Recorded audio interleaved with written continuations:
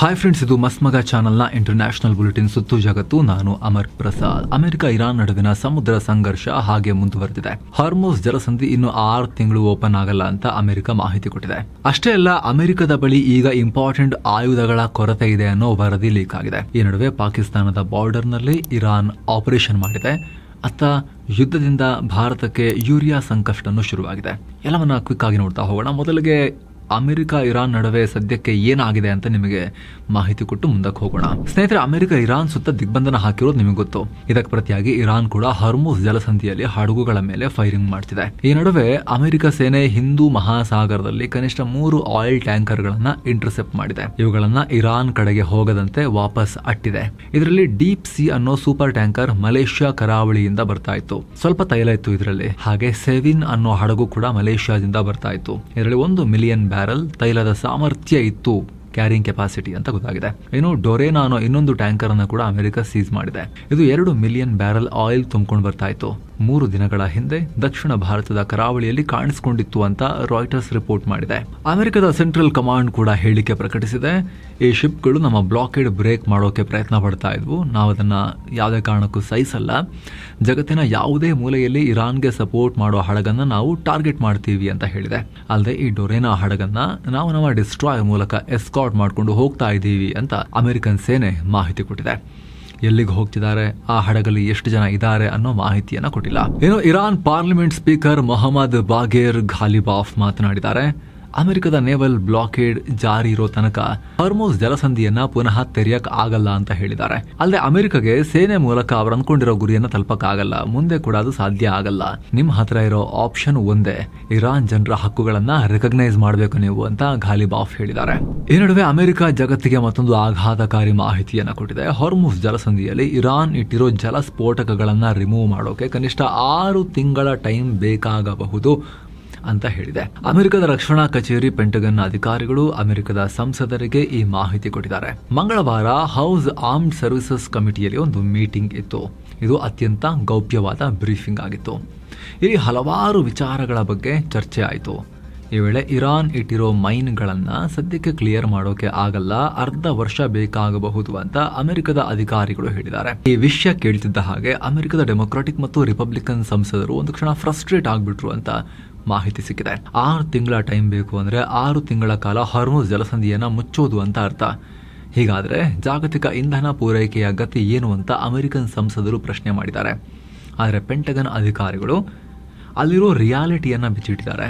Iran ಇಟ್ಟಿರೋ mains ಅತ್ಯಾಧುನಿಕವಾಗಿವೆ, ಅದನ್ನ detect ಮಾಡೋದು ತುಂಬಾ ಕಷ್ಟದ ಕೆಲಸ, ಅಷ್ಟು ಸುಲಭ ಇಲ್ಲ ಅಂತ ಹೇಳಿದ್ದಾರೆ.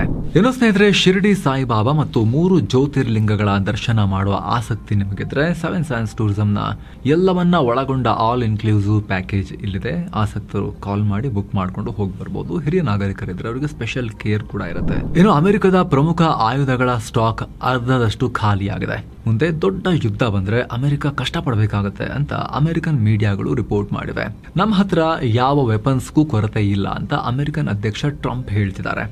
ಆದರೆ ಪೆಂಟಗನ್ನ ರಿಪೋರ್ಟ್ ಮಾತ್ರ ಇರಾನ್ ವಾರ್ನಲ್ಲಿ ಅಮೆರಿಕದ ಪ್ರಮುಖ ಮಿಸೈಲ್ಗಳು ಖಾಲಿಯಾಗಿವೆ ಅಂತ ಹೇಳ್ತಿದ್ದಾರೆ. ಈ ಬಗ್ಗೆ CNN ಮತ್ತು CSIS ರಿಪೋರ್ಟ್ ಮಾಡಿವೆ.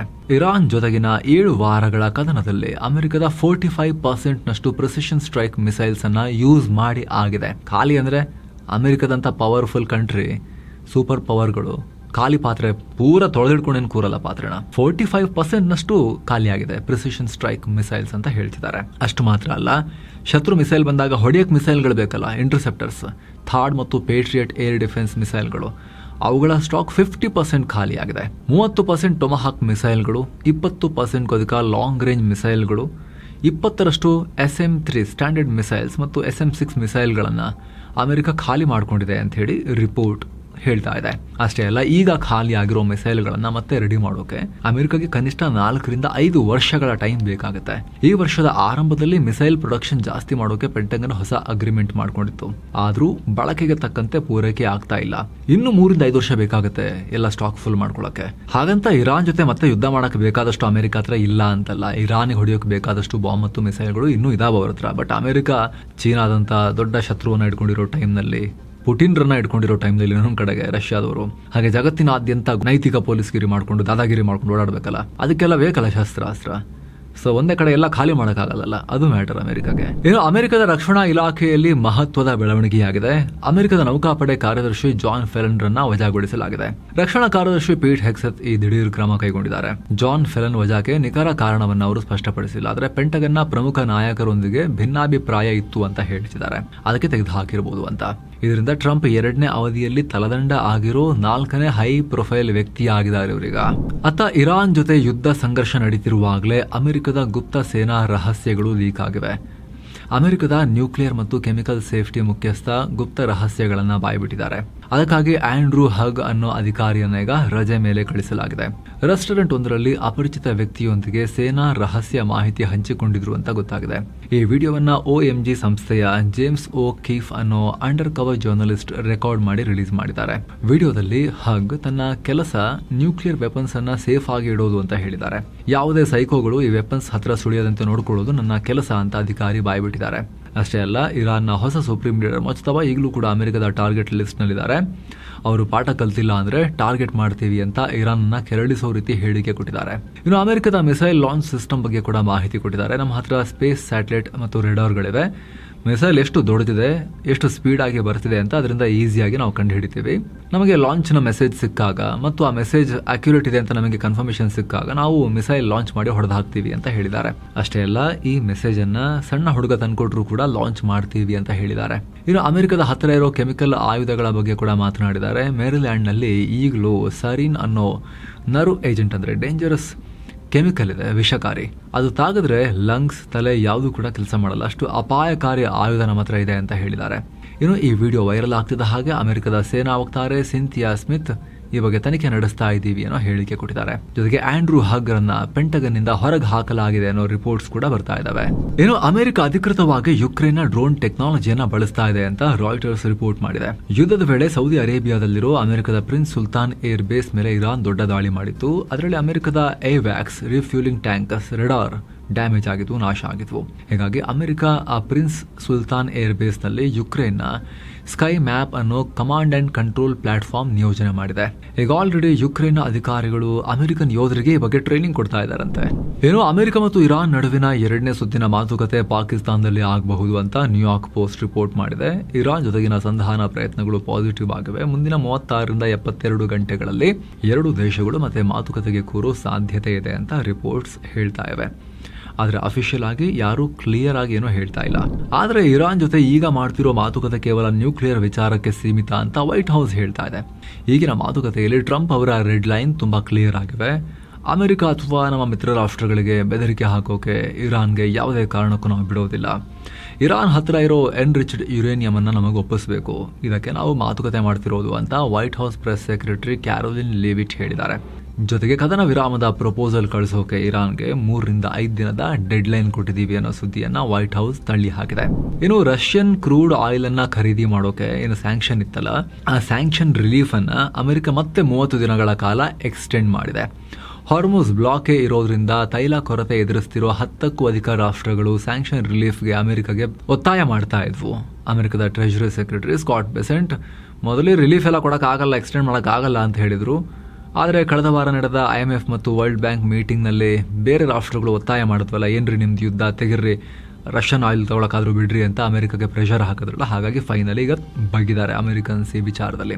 ಇದರಿಂದ ಭಾರತ ಸೇರಿ ಸಾಕಷ್ಟು ಬಿಗ್ ಆಯಿಲ್ ಇಂಪೋರ್ಟರ್ಸ್ ಈಗ ರಷ್ಯನ್ ಆಯಿಲ್ ಕಡೆಗೆ ಇನ್ನಷ್ಟು ಅಗ್ರೆಸಿವ್ ಆಗಿ ಹೋಗಿ ಬೈ ಮಾಡೋಕೆ ಸಾಧ್ಯ ಆಗುತ್ತೆ. ಇನ್ನು ಟ್ರಂಪ್ ವಿರುದ್ಧ ಇರಾನ್ನ ಮೀಮ್ಸ್ ವಾರ್ ಮುಂದುವರೆದಿದೆ. ಈಗ ಹೈದರಾಬಾದ್ನಲ್ಲಿರೋ ಇರಾನ್ನ ಕಾನ್ಸುಲೇಟ್ ಕಚೇರಿ ಟ್ರಂಪ್ಗೆ ಶಟಪ್ ಅಂತ ಹೇಳಿದೆ. ಒಂದು AI ವಿಡಿಯೋ ಹಂಚಿಕೊಂಡು ಈ ವಾರ್ನಿಂಗ್ ಕೊಡಲಾಗಿದೆ. ಇದರಲ್ಲಿ ಟ್ರಂಪ್ ಮತ್ತು ಅವರ ಟೀಮ್ ಒಂದು ರೂಮ್ನಲ್ಲಿ ಇರಾನ್ ಜೊತೆ ಮಾತುಕತೆಗೆ ಕಾಯ್ತಿರೋ ಸೆಟಪ್ ಅನ್ನು ತೋರಿಸಲಾಗಿದೆ. ಒಂದು ಸೈಡ್ನಲ್ಲಿ ಅಮೆರಿಕದ ನಿಯೋಗ ಇದ್ರೆ, ಮತ್ತೊಂದು ಸೈಡ್ನಲ್ಲಿ ಖಾಲಿ ಕುರ್ಚಿಗಳಿವೆ. ಇರಾನ್ ನಿಯೋಗಕ್ಕೆ ವೇಟ್ ಮಾಡಿ ಸುಸ್ತಾದ ಟ್ರಂಪ್ ತಮ್ಮ ಮೊಬೈಲ್ ತಗೊಂಡು ಒಂದು ಪೋಸ್ಟ್ ಮಾಡೋಕೆ ಶುರು ಮಾಡ್ತಾರೆ. ಇರಾನ್ ಜೊತೆ ಒಳ್ಳೆ ಮಾತುಕತೆ ಆಗ್ತಾ ಇದೆ ಅಂತ ಪೋಸ್ಟ್ ಮಾಡ್ತಾರೆ. ನಂತರ ಟ್ರಂಪ್ ಮತ್ತು ಸಿಟ್ಟಾಗಿ ಇರಾನ್ ಮಾತುಕತೆಗೆ ಬರದೇ ಇದ್ರೆ ಅವ್ರ ಮೇಲೆ ದಾಳಿ ಮಾಡ್ತೀವಿ ಅಂತ ಹೇಳ್ತಾರೆ. ನಂತರ 2000 years ಲೇಟರ್ ಅನ್ನೋ ಸ್ಲೈಡ್ ಬರುತ್ತೆ. ಇದಾದ್ಮೇಲೆ ಟ್ರಂಪ್ ರೊಚ್ಚಿಗೆದು ಇರಾನಿಯನ್ರು ಎಲ್ಲಿದ್ದಾರೆ ಅಂತ ಕಿರುಚು ಬಿಡ್ತಾರೆ. ನಂತರ ಇರಾನ್ ಕಳಿಸಿದ ಪತ್ರವನ್ನ ಟ್ರಂಪ್ಗೆ ಕೊಡಲಾಗುತ್ತೆ. ಅದರಲ್ಲಿ ಟ್ರಂಪ್ ಶಟಪ್ ಅಂತ ಬರೆಯಲಾಗಿದೆ. ಇದನ್ನ ಕಂಡು ಟ್ರಂಪ್ ಆಮೇಲೆ ಹೇಳ್ತಾರೆ, ಪಾಕಿಸ್ತಾನದ ಮನವಿ ಮೇರೆಗೆ ಕದನ ವಿರಾಮ ವಿಸ್ತರಿಸ್ತಾ ಇದ್ದೀನಿ ಅಂತ ಅವರೇ ಏಕಪಕ್ಷೀಯವಾಗಿ ಹೇಳ್ತಾರೆ ಅನ್ನೋ ಥರದಲ್ಲಿ ಎಲ್ಲ ಅವರೇ ಮಾಡ್ತಿರೋದು, ಅವರೇ ಯುದ್ಧ ಮಾಡೋದು, ಅವರೇ ಕದನ ವಿರಾಮ, ಅವರೊಬ್ಬರೊಬ್ಬರೇ ಮಾತಾಡ್ತಿದ್ದಾರೆ ಅನ್ನೋ ಥರದಲ್ಲಿ ಅದರಲ್ಲಿ ಟ್ರೋಲ್ ಮಾಡಲಾಗಿದೆ ಟ್ರಂಪ್ಗೆ. ಏನು ಇರಾನ್ ವಿರುದ್ಧ ಯುದ್ಧದ ಪ್ಲಾನ್ ಅನ್ನ ಇಸ್ರೇಲ್ ಬಹಳ ವರ್ಷಗಳ ಮುಂಚೆ ಮಾಡಿತ್ತು ಅಂತ ಅಮೆರಿಕದ ಮಾಜಿ ವಿದೇಶಾಂಗ ಕಾರ್ಯದರ್ಶಿ ಜಾನ್ ಕೆರ್ರಿ ಹೇಳಿದ್ದಾರೆ. 20 ವರ್ಷಗಳ ಹಿಂದೆನೇ ಇಸ್ರೇಲ್ ಪ್ಲಾನ್ ಮಾಡ್ಕೊಂಡು ಬರ್ತಾ ಇತ್ತು ಅಂತ ಹೇಳಿದ್ದಾರೆ. ಬುಷ್, ಒಬಾಮಾ, ಜೋ ಬೈಡನ್ ಎಲ್ಲರ ಮೇಲೂ ಇಸ್ರೇಲ್ ಪ್ರೆಷರ್ ಹಾಕ್ತಾ ಇತ್ತು. ಬನ್ನಿ ಹೊಡೆಯೋಣ, ಇರಾನ್ಗೆ ಬನ್ನಿ ಹೊಡೆಯೋಣ ಅಂತ ಕರಿತಾ ಇತ್ತು. ಯಾರೂ ಇಸ್ರೇಲ್ ಮಾತನ್ನ ಕೇಳಿರಲಿಲ್ಲ. ಆದರೆ ಟ್ರಂಪ್ ಮಾತ್ರ ಇಸ್ರೇಲ್ನ ಪ್ಲಾನ್ಗೆ ಗ್ರೀನ್ ಸಿಗ್ನಲ್ ಕೊಟ್ಟರು ಅಂತ ಜಾನ್ ಕೆರ್ರಿ ಹೇಳಿದ್ದಾರೆ. ಈ ನಡುವೆ ಡೊನಾಲ್ಡ್ ಟ್ರಂಪ್ಗೆ ಇಸ್ರೇಲ್ ತನ್ನ ಅತ್ಯುನ್ನತ ನಾಗರಿಕ ಪ್ರಶಸ್ತಿಯನ್ನ ಕೊಟ್ಟಿದೆ. ಜೆರುಸಲಂನಲ್ಲಿ ನಡೆದ ಇಸ್ರೇಲ್ ಸ್ವಾತಂತ್ರ್ಯ ದಿನಾಚರಣೆ ಕಾರ್ಯಕ್ರಮದಲ್ಲಿ ಟ್ರಂಪ್ಗೆ ಇಸ್ರೇಲ್ ಪ್ರೈಸ್ ಪ್ರಶಸ್ತಿಯನ್ನ ಘೋಷಿಸಲಾಗಿದೆ. ಟ್ರಂಪ್ ಈ ಕಾರ್ಯಕ್ರಮದಲ್ಲಿ ಇರಲಿಲ್ಲ, ಆದರೂ ಅವರಿಗೆ ಗೌರವವನ್ನ ಅರ್ಪಿಸಲಾಗಿದೆ. ಯಹೂದಿ ಸಮುದಾಯಕ್ಕೆ ಟ್ರಂಪ್ ಮಾಡ್ತಿರೋ ಹೆಲ್ಪ್ಗೆ ಈ ಪ್ರಶಸ್ತಿ ಅಂತ ಇಸ್ರೇಲ್ ಹೇಳಿದೆ. ಏನು ಎಂದಿನಂತೆ ಕದನ ವಿರಾಮಕ್ಕೂ ನನಗೂ ಸಂಬಂಧ ಇಲ್ಲ ಅನ್ನೋ ಆಟಿಟ್ಯೂಡ್ ತೋರಿಸ್ತಾ ಇರೋ ಇಸ್ರೇಲ್ ಲೆಬನಾನ್ ಮೇಲೆ ದಾಳಿಯನ್ನ ಮುಂದುವರೆಸಿದೆ. ಬಿಂತ್ ಜಬೈಲ್, ಖಿಯಾಮ್ ಸೇರಿ ಹಲವು ಪ್ರದೇಶಗಳ ಮೇಲೆ ಏರ್ ಸ್ಟ್ರೈಕ್ ಮಾಡಿದೆ. ಪರಿಣಾಮ 5 ಪ್ರಾಣ ಕಳ್ಕೊಂಡಿದ್ದಾರೆ, ಒಬ್ಬ ಪತ್ರಕರ್ತರು ಸೇರಿದ ಹಾಗೆ. ಇನ್ನೊಬ್ಬ ಮಹಿಳಾ ಪತ್ರಕರ್ತೆಗೆ ಗಾಯಗಳು ಕೂಡ ಆಗಿವೆ. ಇಸ್ರೇಲ್ ಮತ್ತು ಲೆಬನಾನ್ ಸರ್ಕಾರದ ನಡುವೆ ಅಮೆರಿಕದಲ್ಲಿ ಗುರುವಾರದಿಂದ 2ನೇ ಸುತ್ತಿನ ಮಾತುಕತೆ ಶಾಂತಿ ಸಭೆ ನಡೀತಾ ಇದೆ. ಅದಕ್ಕೂ ಸ್ವಲ್ಪ ಹೊತ್ತಿನ ಮುಂಚೆ ಇಸ್ರೇಲ್ ದಾಳಿ ಮಾಡಿಬಿಟ್ಟಿದೆ. ಅತ್ತ ಗಾಜಾದಲ್ಲೂ ಕೂಡ ಹಮಸ್ ಉಗ್ರಗಾಮಿಗಳನ್ನ ಹೊಡೆದು ಹಾಕಿದೀವಿ ದಾಳಿ ಮಾಡಿ ಅಂತ ಇಸ್ರೇಲ್ ಹೇಳ್ಕೊಂಡಿದೆ. ಇನ್ನೊಂದ್ ಕಡೆ ಪಾಕಿಸ್ತಾನ ಗಡಿಯಲ್ಲಿ ಇರಾನ್ ದೊಡ್ಡ ಬೇಟೆಯಾಡಿದೆ. ಜೈಷ್ ಅಲ್ ಜುಲುಮ್ ಭಯೋತ್ಪಾದಕರನ್ನ ಹೊಡೆದು ಹಾಕಿದೆ. ಈ ಉಗ್ರಗಾಮಿಗಳು ಪಾಕಿಸ್ತಾನದಿಂದ ಇರಾನ್ನ ರಾಸ್ಕ್ ಪ್ರದೇಶಕ್ಕೆ ಎಂಟ್ರಿ ಕೊಡ್ತಾ ಇದ್ರು. ಗುಪ್ತಚರ ಮಾಹಿತಿ ಮೇರೆಗೆ ದಾಳಿ ಮಾಡಿ ಹೊಡೆದು ಹಾಕಿದೀವಿ ಅಂತ ಇರಾನ್ ಹೇಳಿದೆ. ಈ ಜೈಷ್ ಅಲ್ ಜುಲುಮ್ ಅನ್ನೋದು ಸುನ್ನಿ ಉಗ್ರಗಾಮಿ ಸಂಘಟನೆ. ಪಾಕಿಸ್ತಾನದ ಬಲೂಚಿಸ್ತಾನದಿಂದ ಆಪರೇಟ್ ಆಗುತ್ತೆ. ಇರಾನ್ನ ಸಿಸ್ತನ್ ಬಲೂಚಿಸ್ತಾನ್ ಪ್ರಾಂತ್ಯವನ್ನ ಇಂಡಿಪೆಂಡೆಂಟ್ ಮಾಡ್ತೀವಿ ಅಂತ ಇವರು ಹೇಳ್ತಿದ್ದಾರೆ, ಪ್ರತ್ಯೇಕತಾವಾದಿಗಳು. 2 ವರ್ಷದ ಹಿಂದೆ ಇರಾನ್ ಪಾಕಿಸ್ತಾನದ ಒಳಗಡೆ ನುಗ್ಗಿ ಇದೇ ಉಗ್ರರ ಮೇಲೆ ದಾಳಿ ಮಾಡಿತ್ತು. ಒಂದೇ ಸಮ ಮಿಸೈಲ್ ಅನ್ನ ಸುರಿದಿತ್ತು ಪಾಕಿಸ್ತಾನದ ಒಳಗಡೆ ಇರಾನ್. ಆಗ ಪಾಕಿಸ್ತಾನ ಕೂಡ ಇರಾನ್ ನಲ್ಲಿ ನಮ್ಮ ಶತ್ರುಗಳಿದ್ದಾರೆ ಅಂತ ಹೇಳ್ಕೊಂಡು ದಾಳಿ ಮಾಡಿತ್ತು. ಸಮ ಮಾಡ್ಕೊಳ್ಳೋಣ ಇಬ್ರು ಅಂತ ಹೇಳಿ. ಇನ್ನು ತೈಲ ಬೆಲೆ ಏರಿಕೆ ಸಂಬಂಧ ಅಮೆರಿಕದಲ್ಲಿ ಬೆಟ್ಟಿಂಗ್ ಮುಂದುವರೆದಿದೆ. ಮತ್ತೆ ಆಯಿಲ್ ಪ್ರೈಸ್ ಕಮ್ಮಿ ಆಗುತ್ತೆ ಅಂತ ಹೇಳಿ ಒಂದೇ ಸಲ $430 ಮಿಲಿಯನ್ ಬೆಟ್ಟಿಂಗ್ ನಡೆದಿದೆ. ರೂಪಾಯಿ ಲೆಕ್ಕದಲ್ಲಿ 4,000 ಕೋಟಿ ರೂಪಾಯಿ. ಕದನ ವಿರಾಮ ಮುಂದೂಡ್ತೀವಿ ಅಂತ ಟ್ರಂಪ್ ಅನೌನ್ಸ್ ಮಾಡೋದಕ್ಕೆ ಕೇವಲ 15 ನಿಮಿಷಗಳ ಮೊದಲು ಈ ಟ್ರೇಡ್ ಮಾಡಲಾಗಿದೆ. ಈ ತಿಂಗಳಲ್ಲಿ ಈ ತರ ಆಗ್ತಿರೋದು ಇದು 3ನೇ ಸಲ, ಒಟ್ಟಾರೆ 4ನೇ ಸಲ ಟೋಟಲ್. ಹೀಗಾಗಿ ಈ ಆಯಿಲ್ ಫ್ಯೂಚರ್ಸ್ ಟ್ರೇಡ್ ಬಗ್ಗೆ ಅಮೆರಿಕ ಈಗ ತನಿಖೆಯನ್ನ ಶುರು ಮಾಡಿದೆ. ಯಾರಾದ್ರೂ ಸರ್ಕಾರದ ಒಳಗಡೆ ಇನ್ಸೈಡರ್ಸ್ ಇರೋರು, ಮಾಹಿತಿ ಇರೋರು ಇದನ್ನ ಮಾಡಿಸ್ತಾ ಇದಾರಾ, ಇನ್ಫಾರ್ಮೇಶನ್ ಲೀಕ್ ಮಾಡಿ. ಏನೋ ಇರಾನ್ ಯುದ್ಧದ ಎಫೆಕ್ಟ್ ಭಾರತಕ್ಕೆ ಇನ್ನೂ ಜೋರಾಗಿ ತಡ್ತಾನೆ ಇದೆ. ಡಬಲ್ ರೇಟ್ ಕೊಟ್ಟು ನಾವೀಗ ಯೂರಿಯಾ ಇಂಪೋರ್ಟ್ ಮಾಡಿಕೊಳ್ಳೋ ಪರಿಸ್ಥಿತಿ ಬರ್ತಾ ಇದೆ. ಸಾಮಾನ್ಯವಾಗಿ ಭಾರತ 1 ವರ್ಷಕ್ಕೆ 10 ಮಿಲಿಯನ್ ಟನ್ ಯೂರಿಯಾ ತರಿಸ್ಕೊಳ್ಳುತ್ತೆ. ಆದ್ರೆ ಈಗ ಒಂದೇ ಟೆಂಡರ್ ನಲ್ಲಿ 2.5 ಮಿಲಿಯನ್ ಟನ್ ಯೂರಿಯಾವನ್ನ ಇಂಪೋರ್ಟ್ ಮಾಡ್ಕೊಳ್ತಿದೆ. ಇಂಡಿಯನ್ ಪೊಟ್ಯಾಶ್ ಲಿಮಿಟೆಡ್ ಅಂದ್ರೆ IPL ಈ ಯೂರಿಯಾ ಖರೀದಿ ಮಾಡ್ತಿದೆ. ಅಷ್ಟೇ ಅಲ್ಲ, ಈ ಮುಂಚೆ 1 ಟನ್ಗೆ $500 ಕೊಟ್ಟು ಖರೀದಿ ಮಾಡಲಾಗ್ತಿತ್ತು. ಈಗ $959 ಕೊಟ್ಟು ಖರೀದಿ ಮಾಡ್ತಿದ್ದಾರೆ.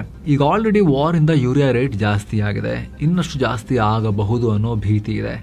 ಜೊತೆಗೆ ಭಾರತ ಬಲ್ಕ್ ಅಲ್ಲಿ ಯೂರಿಯಾ ತರಿಸ್ಕೊಳ್ತಿರೋದ್ರಿಂದ ಬೇರೆ ರಾಷ್ಟ್ರಗಳಿಗೆ ಸಮಸ್ಯೆ ಆಗುತ್ತೆ ಅಂತ ಹೇಳಿ ಎಕ್ಸ್ಪರ್ಟ್ಸ್ ಹೇಳ್ತಿದ್ದಾರೆ. ಒಂದೇ ಸಲ ಭಾರತದಂತಹ ದೊಡ್ಡ ಖರೀದಿದಾರ ಡಬಲ್ ಪರ್ಚೇಸ್ ಮಾಡಿದ್ರೆ, ಡಬಲ್ ರೇಟ್ ಕೊಟ್ಟು ಡಬಲ್ ಪರ್ಚೇಸ್ ಮಾಡಿದ್ರೆ ಗ್ಲೋಬಲ್ ಲೆವೆಲ್ ನಲ್ಲಿ ಇದಕ್ಕೆ ಇನ್ನಷ್ಟು ಶಾರ್ಟೇಜ್ ಆಗುತ್ತೆ ಅಂತ ಹೇಳಿ. ಆದ್ರೆ ಭಾರತ ಸರ್ಕಾರ ಭಾರತದ ರೈತರಿಗೋಸ್ಕರ ಬೇಗನೆ ಖರೀದಿ ಮಾಡಿ ಇಟ್ಕೊಳ್ಳೋಕೆ ಆರ್ಡರ್ ಪ್ಲೇಸ್ ಮಾಡಿದೆ. ಈಗ ಜೊತೆಗೆ ರೈತರಿಗೆ ಕೊಡಬೇಕಾದ್ರೆ ಜಾಸ್ತಿ ರೇಟ್ ಜಾಸ್ತಿ ಮಾಡಿ ಕೊಡಕ್ಕಾಗಲ್ಲ, ಹಳೆ ಪ್ರೈಸ್ ಅಲ್ಲೇ ಕೊಡಬೇಕಾಗುತ್ತೆ ಹೆಚ್ಚು ಕಮ್ಮಿ. ಅದರಿಂದ ಏನಾಗುತ್ತೆ, ಸರ್ಕಾರ ಇಲ್ಲಿ ಕೊಡಬೇಕಾಗಿರೋ ಸಬ್ಸಿಡಿ ಮೊತ್ತ ಇದೆಯಲ್ಲ ಸರ್ಕಾರಕ್ಕೆ ಖರ್ಚು, ಅದು ಹೊರೆ ಜಾಸ್ತಿ ಆಗುತ್ತೆ. ಇನ್ನು ಅಂಥ್ರೋಪಿಕ್ ನ ಹೊಸ AI ಮಾಡೆಲ್ ಮೆಥೋಸ್ ಬಗ್ಗೆ RBI ಅಲರ್ಟ್ ಆಗಿದೆ. ಈ AI ಸಾಫ್ಟ್ವೇರ್ ಗಳಲ್ಲಿರೋ ಲೋಪಗಳನ್ನ ಬೇಗನೆ ಹುಡುಕಿ ಅದು ಯಾರಾದ್ರೂ ಮಿಸ್ಯೂಸ್ ಮಾಡ್ಕೊಳ್ಳೋರ್ ಕೈಗೆ ಆ ಲೂಪ್ ಹೋಲ್ಸ್ ಗೊತ್ತಾಗ್ಬಿಟ್ರೆ ಪ್ರಾಬ್ಲಮ್ ಆಗುತ್ತೆ ಅಂತ ಹೇಳಿ. ಇದೇ ಕಾರಣಕ್ಕೆ RBI, federal reserve bank of England ಮತ್ತು ಅಧಿಕಾರಿಗಳೊಂದಿಗೆ ಮಾತುಕತೆ ನಡೆಸ್ತಾ ಇದ್ದಾರೆ.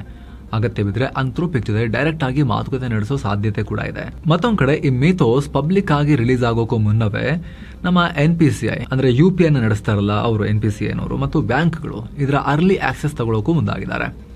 0 ಸೈಬರ್ ರಿಸ್ಕ್ ಟೆಸ್ಟ್ ಮಾಡೋಕೆ ಟ್ರೈ ಮಾಡ್ತಿದ್ದಾರೆ ಅನ್ನೋ ಮಾಹಿತಿ ಸಿಗ್ತಾ ಇದೆ. ಸ್ನೇಹಿತರೆ, ಮಿಥೋಸ್ ಅಂದ್ರೆ ಏನು, ಯಾಕೆ ಇದ್ರ ಬಗ್ಗೆ ಸಿಕ್ಕಾಪಟ್ಟೆ ಟೆಕ್ ವರ್ಲ್ಡ್ ನಲ್ಲಿ ಭಯ ಇದೆ, ಅದರಲ್ಲೂ ಕೂಡ ಸೈಬರ್ ಸೆಕ್ಯೂರಿಟಿ ಸ್ಪೇಸ್ ನಲ್ಲಿ ಯಾಕೆ ಆತಂಕ ಇದೆ, ಅದಕ್ಕೆ ಸಂಬಂಧಪಟ್ಟಂತೆ ಈ ವಿಶೇಷ ವರದಿಯಲ್ಲಿ ನಾವು ಡೀಟೇಲ್ ಆಗಿ ಮಾಹಿತಿ ಕೊಟ್ಟಿದ್ವಿ. ನೀವು ಅದನ್ನ ಚೆಕ್ ಮಾಡ್ಕೋಬಹುದು ಸ್ನೇಹಿತರೆ. ಏನು, ಭಾರತ ಮತ್ತು ಜರ್ಮನಿ ಹೊಸ ರಕ್ಷಣಾ ಒಪ್ಪಂದಕ್ಕೆ ಸೈನ್ ಹಾಕಿದ್ದಾರೆ. ಇದರ ಅಡಿಯಲ್ಲಿ ರಕ್ಷಣಾ ಉಪಕರಣಗಳ ಜಂಟಿ ಉತ್ಪಾದನೆ, ಟೆಕ್ನಾಲಜಿ ಶೇರಿಂಗ್ ಕೂಡ ಸೇರಿದೆ. ಹಾಗೆ ವಿಶ್ವಸಂಸ್ಥೆಯ ಶಾಂತಿ ಪಾಲನಾ ಪಡೆಗಳಿಗೆ ಜಂಟಿಯಾಗಿ ಟ್ರೈನಿಂಗ್ ಕೊಡೋಕು ಒಪ್ಪಿಗೆ ಕೊಡಲಾಗಿದೆ. ಸದ್ಯ ಜರ್ಮನಿ ಪ್ರವಾಸದಲ್ಲಿರೋ ರಕ್ಷಣಾ ಸಚಿವ Rajnath Singh, Germany defence minister Boris Pistorius ಜೊತೆಗೆ ಇದಕ್ಕೆ ಸೈನ್ ಹಾಕಿದ್ದಾರೆ. ಇನ್ನು ಪಹಲ್ಗಾಮ್ ಉಗ್ರ ದಾಳಿಯಾಗಿ 1 ವರ್ಷ ಕಳೆದಿದೆ. ಇದರ ಹಿನ್ನೆಲೆಯಲ್ಲಿ ಇಡೀ ಇಸ್ರೇಲ್ ಪರವಾಗಿ ಮೃತರಿಗೆ ನಾವು ಗೌರವ ಅರ್ಪಿಸ್ತೀವಿ ಅಂತ ಇಸ್ರೇಲ್ ವಿದೇಶಾಂಗ ಸಚಿವ ಗಿಡಿಯಾನ್ ಸಾರ್ ಹೇಳಿದ್ದಾರೆ. ಅಲ್ಲದೆ ಭಯೋತ್ಪಾದನೆ ವಿರುದ್ಧ ಹೋರಾಡೋಕೆ ನಾವು ಯಾವಾಗಲೂ ಕೂಡ ಭಾರತದ ಜೊತೆಗೆ ನಿಲ್ತೀವಿ, ಭಾರತದೊಂದಿಗಿನ ಸಹಕಾರವನ್ನ ಇನ್ನಷ್ಟು ಬಲಿಷ್ಠಗೊಳಿಸ್ತೀವಿ ಅಂತ ಅವರು ಹೇಳಿದ್ದಾರೆ. ಮತ್ತೊಂದು ಕಡೆ ಅಮೆರಿಕದ ಹಿರಿಯ ಡೆಮೊಕ್ರೆಟಿಕ್ ಸಂಸದ ಬ್ರಾಡ್ ಶರ್ಮನ್ ಪಾಕಿಸ್ತಾನ ವಿರುದ್ಧ ವಾಗ್ದಾಳಿ ಮಾಡಿದ್ದಾರೆ. ಪಾಕ್ ತನ್ನ ನೆಲದಲ್ಲಿರೋ ಉಗ್ರಗಾಮಿಗಳನ್ನ ಕ್ಲೀನ್ ಮಾಡಲೇಬೇಕು ಅಂತ ಹೇಳಿದ್ದಾರೆ. ಅಮೆರಿಕದಲ್ಲಿರೋ ಭಾರತೀಯ ರಾಯಭಾರ ಕಚೇರಿಯಲ್ಲಿ ಪಹಲ್ಗಾಮ್ ದಾಳಿ ಖಂಡಿಸಿ ಕಾರ್ಯಕ್ರಮ ಇಟ್ಕೊಳ್ಳಲಾಗಿತ್ತು. ಅದರಲ್ಲಿ ಶರ್ಮನ್ ಕೂಡ ಪಾಲ್ಗೊಂಡಿದ್ರು. ಈ ವೇಳೆ ಪಹಲ್ಗಾಮ್ ಉಗ್ರ ದಾಳಿಗೆ ದಿ ರೆಸಿಸ್ಟೆಂಟ್ ಫ್ರಂಟ್ ಕಾರಣ ಅಂತ ಹೇಳಿ ಪತ್ತೆ ಮಾಡಲಾಗಿದೆ. ಈ ಸಂಘಟನೆ ಲಷ್ಕರ್ ಸಂಘಟನೆಗೆ ಸೇರಿದ ಒಂದು ಗುಂಪು. ಲಷ್ಕರ್ ಈಗಲೂ ಪಾಕಿಸ್ತಾನದಲ್ಲಿ ಸೇಫೇ ಆಗಿದೆ, ನಾಶ ಮಾಡಬೇಕು ಅವ್ರನ್ನ ಪಾಕಿಸ್ತಾನದವರು ಅಂತ ಶರ್ಮನ್ ಆಗ್ರಹ ಮಾಡಿದ್ದಾರೆ. ಏನೋ ಬ್ರಿಟನ್ ಸಂಸತ್ನಲ್ಲಿ ತಂಬಾಕು ನಿಷೇಧ ಮಸೂದೆ ಪಾಸ್ ಆಗಿದೆ. 2009 ನಂತರ ಹುಟ್ಟಿದವರಿಗೆ ತಂಬಾಕು ಉತ್ಪನ್ನಗಳ ಮಾರಾಟ ಸಂಪೂರ್ಣ ಬ್ಯಾನ್ ಮಾಡಲಾಗಿದೆ. ಈ ಕಾಲಮಾನದಲ್ಲಿ ಜನಿಸಿದವರು ತಮ್ಮ ಜೀವನ ಪೂರ್ತಿ ಸಿಗರೇಟ್ ಖರೀದಿ ಮಾಡೋ ಹಾಗಿಲ್ಲ ಅಂತ ನಿರ್ಣಯ ಪಾಸ್ ಮಾಡಲಾಗಿದೆ. ಸೊ ಫ್ರೆಂಡ್ಸ್, ಇದಾಗಿತ್ತು ಇವತ್ತಿನ ಜಗತ್ತಿನ ಸುತ್ತಾಟ. ಸ್ನೇಹಿತರೆ, ನಮ್ಮ ಪ್ರಯತ್ನ ನಿಮಗೆ ಇಷ್ಟ ಆಗ್ತಾ ಇದ್ರೆ ವಿಡಿಯೋ ಕೆಳಗಡೆ ಇರೋ ಜಾಯಿನ್ ಬಟನ್ ಮೂಲಕ ಆಸಕ್ತ ವೀಕ್ಷಕರು ಮಸ್ತ್ ಮಗ ಪ್ರೀಮಿಯಂ ಮೆಂಬರ್ ಆಗೋದನ್ನ ಕನ್ಸಿಡರ್ ಮಾಡ್ಬೋದು. ಆಗ ಎಲ್ಲ ಮೆಂಬರ್ ಓನ್ಲಿ ಎಕ್ಸ್ಕ್ಲೂಸಿವ್ ವಿಡಿಯೋಸನ್ನು ಕೂಡ ನೀವು ನೋಡೋಕೆ ಶುರು ಮಾಡ್ಬೋದು. ಆಸಕ್ತರು ಮಿಸ್ ಇಲ್ಲದೆ ಚೆಕ್ ಮಾಡಿ. ಮತ್ತೆ ಭೇಟಿ ಆಗ್ತಿರೋಣ ಸ್ನೇಹಿತರೆ. ನಮಸ್ಕಾರ.